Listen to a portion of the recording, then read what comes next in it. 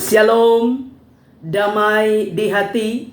Apa kabar Bapak Ibu Saudara-saudara? Puji Tuhan, berjumpa lagi dengan saya Pendeta Tirsa Tairas sebagai Ketua Badan Pekerja Majelis Jemaat Gemim El Roy Malalayang, wilayah Manado Malalayang. Saat ini akan membagikan kebenaran firman Tuhan dalam kitab pertama Petrus pasalnya yang kedua, ayatnya yang pertama hingga ayatnya yang ke-10 dalam tema jadilah batu penjuru yang hidup untuk pembangunan iman. Saya berharap dan berdoa dimanapun Bapak Ibu Saudara-saudara berada, kiranya tetap mengalami kasih dan kebaikan Tuhan sehingga selalu ada dalam keadaan sehat, kuat, tetap semangat, bersukacita dan senantiasa bersyukur kepada Tuhan. Sebelum kita membaca dan merenungkan kebenaran firman Tuhan, mari berdoa.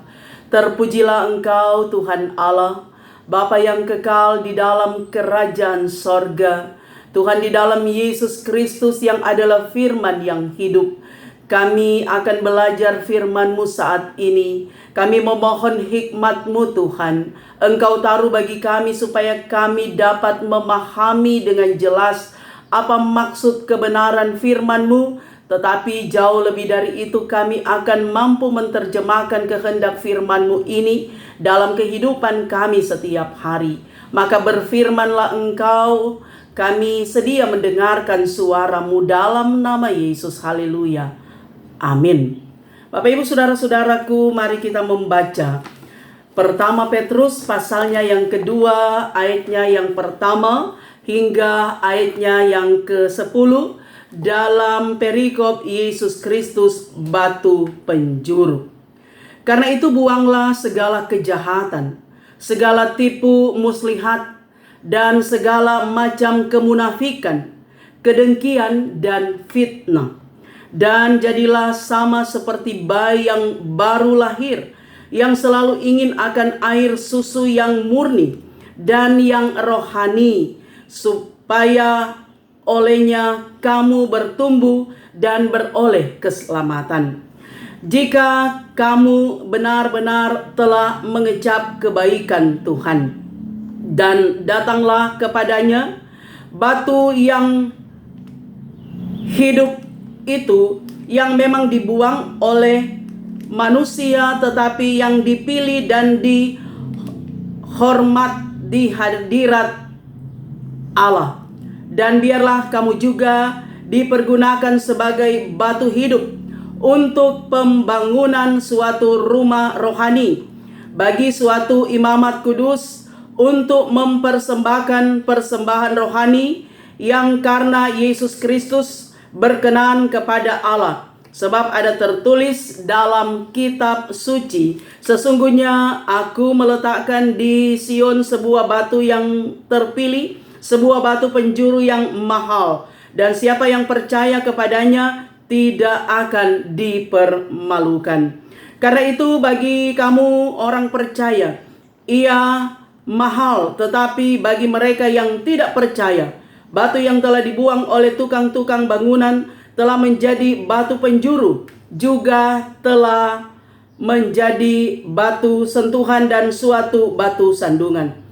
Mereka tersandung padanya karena mereka tidak taat kepada firman Allah, dan untuk itu mereka juga telah disediakan. Tetapi kamulah bangsa yang terpilih, imamat yang rajani, bangsa yang kudus, kepunyaan Allah sendiri, supaya kamu memberitakan perbuatan-perbuatan yang besar dari Dia yang telah memanggil kamu keluar dari kegelapan kepada terangnya yang ajaib. Kamu yang dahulu bukan umat Allah, tetapi yang sekarang telah menjadi umat-Nya, yang dahulu tidak dikasihani, tetapi yang sekarang telah beroleh belas kasihan. Demikianlah pembacaan firman Tuhan. Bapak Ibu Saudara-saudara yang kekasih di dalam Tuhan, setiap orang pasti merindukan mempunyai tempat tinggal. Bahkan kerinduan untuk mendapatkan tempat tinggal adalah tempat tinggal yang aman, yang nyaman, yang sehat, yang bersih, yang asri. Nah, saudara-saudara, tempat tinggal yang aman, yang nyaman. Bukan saja rumah yang besar atau rumah yang mewah, diisi dengan perabot-perabot yang mahal. Tetapi juga saudara, rumah itu harus kuat fondasinya. Dibangun di atas fondasi yang kuat agar supaya rumah ini akan kokoh berdiri. Sebagaimana juga dalam kitab Injil Matius dikatakan bahwa kalau rumah didirikan di atas pasir tidak kuat. Ketika badai datang pasti rumah ini roboh. Tapi ketika rumah ini didirikan di atas batu yang kuat, ketika angin hujan badai datang, rumah ini tidak akan roboh. Karena rumah ini kuat, fondasinya kuat. Nah, saudara-saudara, dikandung makna bahwa fondasi bukan saja menunjuk pada bangunan fisik sebuah rumah, tetapi juga fondasi di sini dalam arti bahwa sebagai orang beriman, ketika orang-orang yang tinggal di dalam rumah ini memiliki fondasi iman yang kuat, nilai spiritual yang kuat, nilai kerohanian yang kuat, maka rumah ini akan nyaman. Rumah akan menjadi bukan sekedar tempat berteduh, tapi akan menjadi rumah yang di dalamnya menjadi mesbah bagi keluarga untuk senantiasa memuji dan memuliakan Tuhan. Bahkan bagi keluarga merasa at home, merasa enjoy, merasa penuh sukacita di dalam rumah. Karena boleh tinggal di rumah yang aman, yang nyaman, dengan orang-orang yang memberikan inspirasi positif, terutama nilai spiritual yang kuat, yang kokoh. Sehingga rumah ini akan menjadi tempat berteduh, bukan sekedar nyaman secara fisik, tapi juga jiwa kita nyaman, rohani kita juga nyaman. Dan di sana akan lahir suatu ungkapan syukur secara pribadi, tetapi juga bagi keluarga. Nah, saudaraku yang kekasih di dalam Tuhan, kita belajar di sini tentang batu penjuru. Batu penjuru dikatakan adalah sebuah fondasi, batu yang dipakai untuk sebuah bangunan, rumah tempat tinggal. Apakah rumah, apakah itu kantor atau bangunan-bangunan yang lain. Nah, saudaraku yang kekasih, kalau sebuah fondasi itu kuat, karena didirikan di atas batu yang kuat, pasti bangunan itu akan kuat juga. Dan orang akan menikmati suasana bahagia di dalamnya. Nah, batu penjuru yang dimaksud oleh Petrus di sini, saudara, adalah Yesus Kristus sendiri sebagai dasar kehidupan bagi setiap orang beriman. Perlu diketahui bahwa yang menulis surat Petrus ini adalah Petrus sendiri yang adalah murid Tuhan Yesus. Dia dibantu oleh Silas. Dan kemudian surat ini ditujukan kepada orang-orang Kristen, di mana mereka pada waktu itu mengalami pergumulan, ada dalam tekanan karena pemerintahan kekaisaran Romawi di bawah pemerintahan Kaisar Nero yang terkenal sangat-sangat kejam. Nah, saudara, Rasul Petrus dia memberikan penguatan, dia memberikan motivasi, memberikan dorongan, memberikan semangat kepada jemaat supaya bertahan dalam kehidupan kerohanian, iman dan keyakinan mereka kepada Tuhan Yesus Kristus sebagai batu penjuru, sebagai dasar kehidupan, sebagai kekuatan orang beriman pada waktu itu. Sebab disadari saudara, dalam tekanan dikatakan bahwa ketika mereka lebih memilih Yesus Kristus, maka itu berarti ada hukuman mati. Dan sebaliknya ketika mereka memilih dan menyembah kaisar, mereka dibiarkan hidup. Nah, dalam situasi yang dilematis seperti ini, Rasul mau mengatakan bahwa Yesus Kristus adalah dasar, adalah batu penjuru. Di dalamnya saudara, ketika umat atau ketika jemaat percaya dan mendasarkan kehidupan mereka pada kebenaran firman Tuhan, ada saat mereka akan terlepas dari tekanan, dari pergumulan, dari penderitaan. Karena Tuhan tahu apa yang mereka alami, apa yang mereka rasakan. Nah, karena itu saudara, Rasul Paulus dia katakan bahwa agar supaya Yesus Kristus betul-betul mendarat dalam kehidupan beriman orang percaya, mereka harus membuang segala kejahatan. Di dalamnya di sini ditulis, buanglah segala kejahatan, segala tipu muslihat, segala macam kemunafikan, segala kedengkian dan fitnah. Saudara, hal-hal ini dikatakan itu harus dibuang, harus ditanggalkan, harus ditinggalkan. Sebab disadari saudara, ketika kejahatan merajalela, menguasai hati dan pikiran kita, artinya masih ada akar pahit yang melekat dalam diri kita. Sulit bagi kita berkonsentrasi meyakini Yesus sebagai Tuhan, sebagai penjuri. Bahkan saudara, ketika kejahatan itu masih ada dalam diri kita, maka fokus kehidupan kita hanyalah untuk diri kita sendiri. Kita tidak melihat keadaan di sekitar kita, tidak peka terhadap pergumulan orang lain. Kita akan menjadi egois, bahkan kita akan lupa diri kalau kejahatan itu masih melekat dalam diri kita. Tetapi ketika ditinggalkan, ditanggalkan, hidup dalam kebaikan, hidup dengan penuh kasih, artinya buah-buah roh itu ada dalam hati dan pikiran kita. Itu yang akan menginspirasi kita untuk berpikir positif, bahkan akan melakukan hal-hal yang baik. Di dalamnya nama Tuhan dipermuliakan, hidup kita jadi berkat.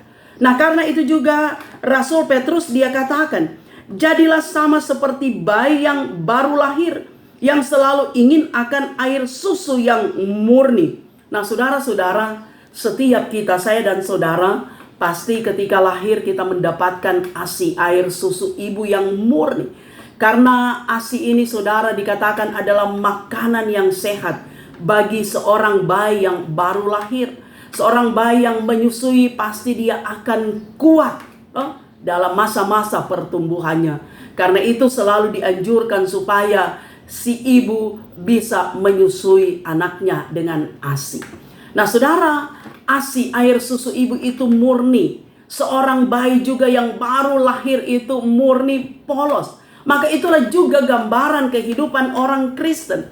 Orang Kristen yang tidak terkontaminasi dengan hal-hal duniawi yang sering kali mengantar dia untuk dapat hidup dalam kejahatan.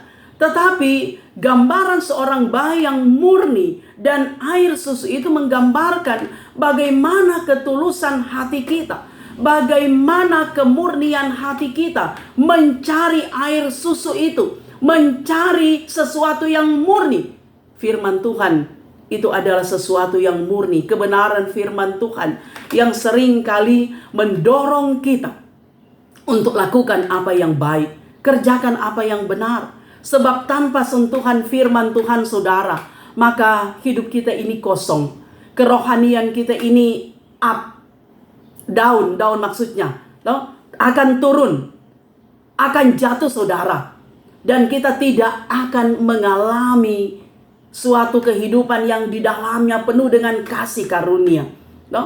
Kita menyadari saudara, bahwa ketika ada sentuhan rohani, ada firman Tuhan yang terus memberikan kekuatan, yang terus menginspirasi kita, maka apa yang kita pikirkan pasti hal-hal yang baik. Kita tidak akan berpikir negatif terhadap orang lain. Bahkan kita akan mengerjakan segala sesuatu menurut apa yang Tuhan pundakkan bagi kita. Kita akan rajin, kita akan setia, kita akan penuh dengan tanggung jawab, bekerja dengan penuh sukacita. Itu karena firman Tuhan menjadi makanan rohani bagi kita. Sebagaimana lagu anak sekolah minggu, baca kitab suci, doa setiap hari kalau mau tumbuh. Baca kitab suci, doa setiap hari. Kalau kita mau bertumbuh, iman kita sehat, iman kita bertumbuh. Tapi bagaimana saudara iman kita bertumbuh, sedangkan orang malas baca Alkitab, malas belajar firman Tuhan, malas berdoa. Kita lebih menginginkan atau kita lebih cenderung perhatian kita pada hal-hal yang duniawi, pada gadget yang kadangkala saudara mengantar kita pada hal-hal yang membuat kita jatuh. Gadget itu perlu saudara, karena dari dalamnya kita bisa belajar banyak hal, informasi, dan segala sesuatu asalkan digunakan dengan baik. Bahkan saudara, media sosial juga mengantar kita untuk menebar pesona kebenaran firman Tuhan. Kita ketika status kita itu adalah hal-hal yang baik, menginspirasi seseorang, menyatakan tentang kasih atau informasi, artinya tidak ada ujaran kebencian, tidak ada status kebencian atau hoax atau dusta, maka itu adalah hal yang positif. Tapi ketika kita menggunakan media sosial untuk hal-hal yang negatif, bafeto pa orang atau menyampaikan pergumulan rumah tangga, itu hal yang negatif saudara. Kebencian kita ketika kita luapkan di media sosial, kemarahan kita, iri hati kita, maka itu bukanlah hal-hal yang mendatangkan sukacita, tapi sebaliknya itu adalah hal-hal yang tidak baik, yang tidak dikehendaki oleh Tuhan, dan itu bukanlah style orang yang percaya kepada Yesus Kristus. Karena orang yang percaya kepada Yesus Kristus, dia akan mampu menempatkan diri, mengkondisikan dirinya untuk hal-hal yang baik, termasuk juga di media sosial. Sebab disadari bahwa status kita itulah isi hati kita. Orang akan membaca isi hati kita melalui status kita. Kalau status kita di media sosial itu adalah kata-kata yang manis, yang sedap didengar, yang sedap dibaca, berarti torang hati nyanda error. Tapi kalau status kita itu torang marah pa orang, marah pa suami, atau kita benci orang lain, kita menyampaikan pergumulan kita di media sosial, saudara, itulah isi hati kita. Orang akan baca. Seluruh dunia akan tahu siapa kita melalui jari-jari kita, melalui status kita. Nah, karena itu Bapak Ibu Saudara, hal ini mau mengajarkan kita. Sebagai orang beriman, mari kita mengkondisikan diri kita pada hal-hal yang baik, hal-hal yang benar. Bahkan dalam bacaan kita dikatakan di sini saudara, di ayatnya, karena itu bagi kamu yang percaya, ia mahal. Bagi orang yang percaya, Yesus mahal saudara. Karena darahnya telah ditumpahkan, tubuhnya telah diserahkan bagi kita. Untuk pengampunan dosa kita, untuk keselamatan, dan untuk kehidupan yang kekal. Karena itu mari kita balas pengorbanan Yesus, darah Yesus yang mahal, untuk hal-hal yang baik. Hal-hal yang mendatangkan sukacita. Bukan saja bagi kita, tapi juga bagi banyak orang. Sehingga banyak orang akan terpesona untuk percaya dan mengikut Tuhan Yesus Kristus. Nah, kemudian saudara, dikatakan juga bahwa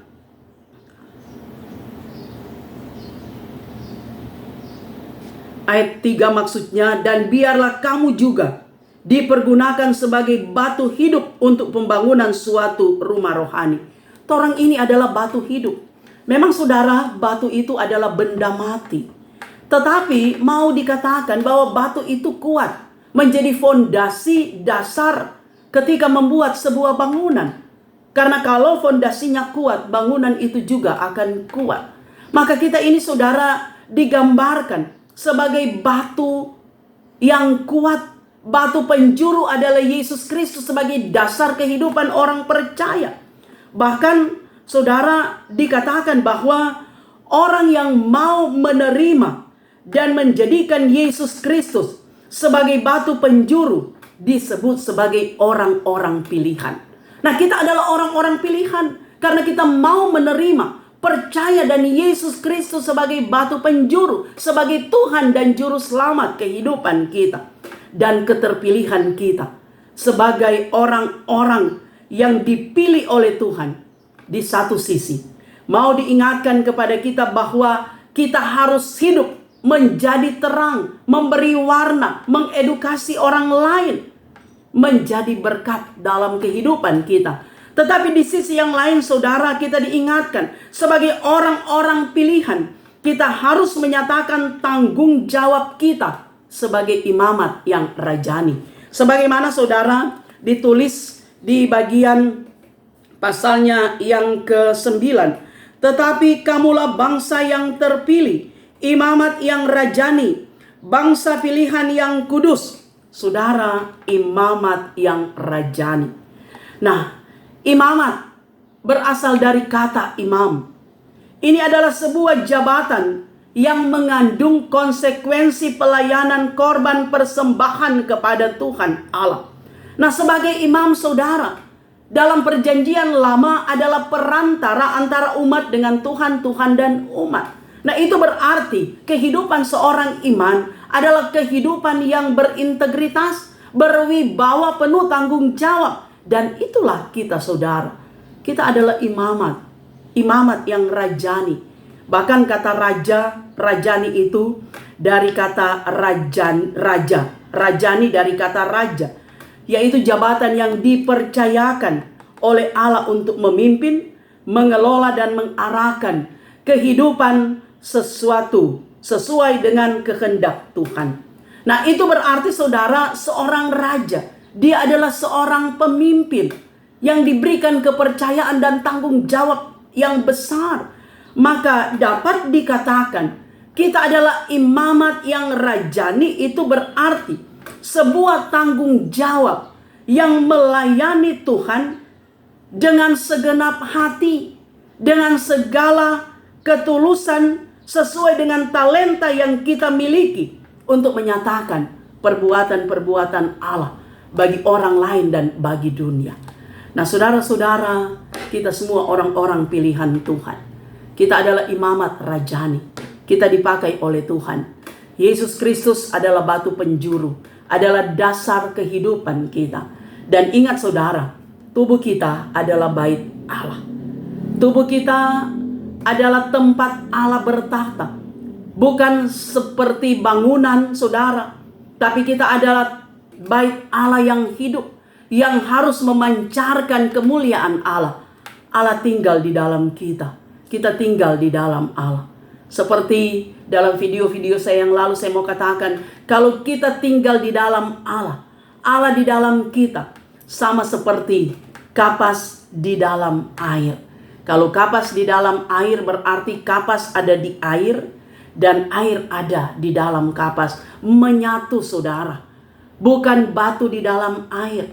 Kalau batu di dalam air cuma batu yang ada di air, tapi air itu tidak ada di dalam batu. Nah saudara, maukah Yesus ada di dalam kita? Maukah kita ada di dalam Yesus Kristus sebagai batu penjuru gereja? Maka firman Tuhan itu adalah dasar kehidupan kita. Firman Tuhan akan terus mengoreksi kita, menginspirasi kita, sehingga kita akan membenahi kehidupan kita. Kita akan mengatur strategi kita. Bagaimana hidup kita jadi berkat, jadi panutan. Bagaimana kehidupan kita ini membawa terang, membawa sukacita bagi orang lain. Karena firman Tuhan yang mendorong kita untuk melakukan itu. Dan juga saudara, kita diingatkan, mari kita selalu punya kerinduan baca firman Tuhan. Firman Tuhan bukan kewajiban. Sebab kalau kewajiban itu kadangkala jadi beban. Sama halnya saudara kalau orang bayar bil telepon, bayar listrik, bayar SPP anak kadangkala, atau pajak kadangkala itu jadi beban karena kewajiban. Tapi jadikan firman Tuhan ini sebagai kebutuhan. Kalau kebutuhan itu berarti harus, mau tidak mau harus dipenuhi. Orang butuh makan, butuh pakaian, butuh tempat tinggal. Maka itulah juga firman menjadi kebutuhan. Mau tidak mau harus kita baca. Karena firman Tuhan adalah kekuatan rohani bagi kita. Dari firman Tuhan kita belajar tentang Yesus Kristus, Allah yang menyelamatkan kita, sehingga kita akan menjadikan tubuh kita sebagai bait Allah. Tetapi juga rumah kita, tempat kediaman dimanapun kita berada, kita jadikan itu juga sebagai bait Allah. Tempat keluarga, bukan sekedar berteduh di dalam rumah, tapi di dalamnya saudara, kita akan bercengkrama, akan membagi suka duka satu dengan yang lain. Kita akan berdoa bersama, baca firman bersama. Kita akan menyanyi bersama-sama di dalam rumah kita. No? Karena kalau ada Tuhan, kalau ada kuasa Tuhan, kalau kehadiran Tuhan itu nyata dalam rumah kita, di kamar, di ruang tamu, di tempat kita makan, ruang makan, di dapur, selalu ada kata-kata yang enak, yang sedap didengar, yang penuh sukacita, yang saling membangkitkan semangat satu dengan yang lain, sehingga akan merasa at home, merasa enjoy di dalam rumah. Dan di dalamnya pasti ada kasih yang mampu kita terjemahkan satu terhadap yang lain. Karena itu saudara, mari kiranya firman ini memberikan kekuatan spiritual bagi kita. Kita akan menjadi berkat bagi banyak orang.